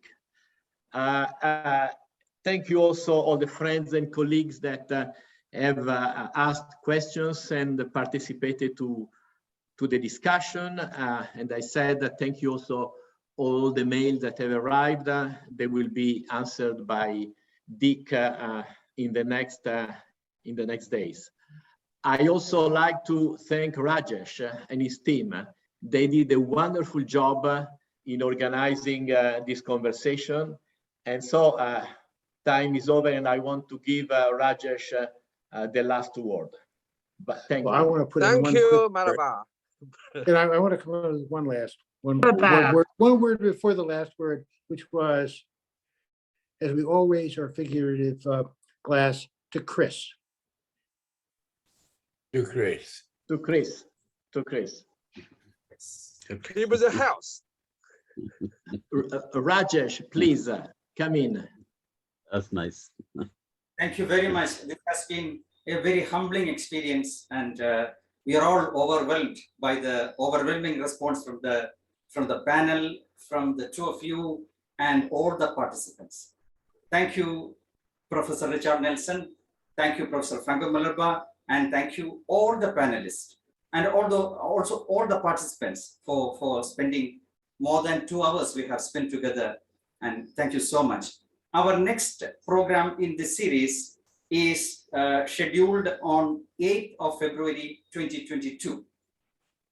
The program will feature Professor Mariana Mazzucato, and she will be talked to by Professor Giovanni Dossi.